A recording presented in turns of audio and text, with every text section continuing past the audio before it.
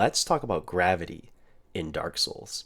We're not here to talk about how important the series has been in the gaming community, or the praise it's garnered through the years, or how even it spawned a whole genre of knockoff games called Souls-like that people defend because standards are dead and shameless ripoffs are a-okay in this gaming community. But I digress. I digress. What we are here to do is talk about the good Isaac Newton gravity, but in Dark Souls 1 and 3. Why not 2? Because no amount of well-made video essays from H Bomber Guy can fix these hitboxes.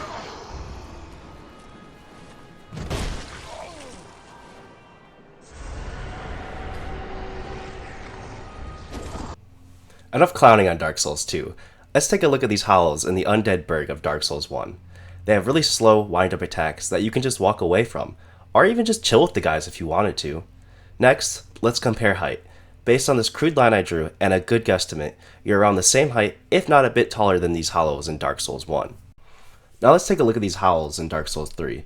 While still being able to dance around hollows' attacks, there's no more time for just chilling with them, due to the attacks being much faster in this game. Then if we take a look at the height again with the crudely drawn line, we see hollows have had a bit of a growth spurt from Dark Souls 1 to 3. But why have the hollows grown and gotten quicker? The reason for this may just seem like it comes from a complete game design standpoint. And I can understand why you'd come to this conclusion.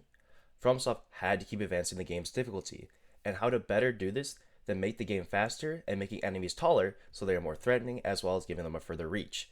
Both of these changes to design accomplish this goal of making the game harder. But nah man, this is Souls. Everything has lore. This guy, lore. These dudes here, lore. Oh, this dog here? Nah, he's just a good pupper. But these game design changes, oh, they have lore hidden in them. The lore that gravity itself is becoming undone in this world. Because of this lack of gravity, everyone moves much faster and has elongated bodies in Dark Souls 3. Kinda like in the movie WALL-E, with the people up on the spaceship. Except a lot less on the moving faster and a lot more on the elongated bodies part.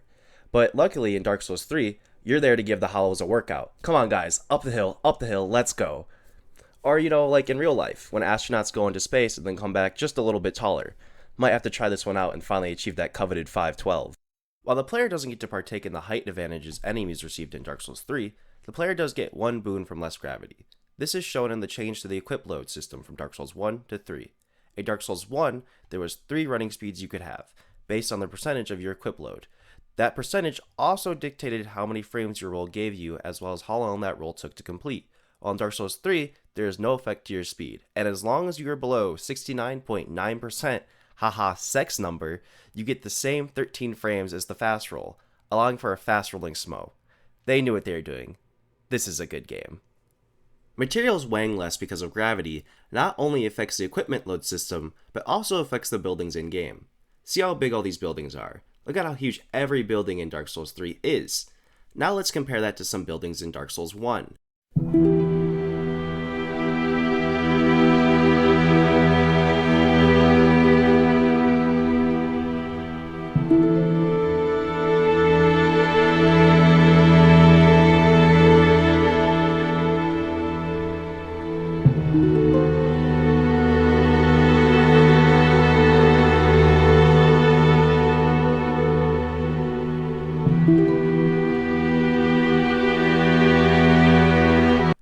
Buildings are much larger in Dark Souls 3 because materials weigh less, making them easier to move around.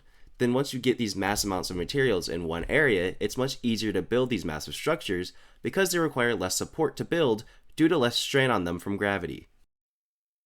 Having less gravity in Dark Souls 3 further ties into how this world's reality is falling apart. Centuries of the cycle of keeping the Age of Fire alive is causing this world to warp. When we first meet Solaire, he mentions this warping of the world. The flow of time itself is convoluted, with heroes centuries old phasing in and out. The very fabric wavers, and relations shift and obscure. An example of people popping up through time would be Andre the Blacksmith, as he appears in Dark Souls 1 and 3. This applies to the lands as well. Ithral, now connecting to Anor Londo, being the point at which Dark Souls 3 showcases the shifting of lands and kingdoms from over the ages the most. If time and space are being warped in this world, why would gravity not be as well? FromSoft realized this and conveyed in subtle hints through game design of enemies, mechanics, and buildings that gravity in this world is fading away as well.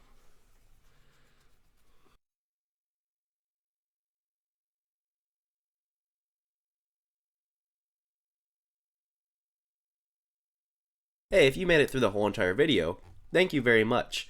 I feel personally obligated to share with you one fun fact.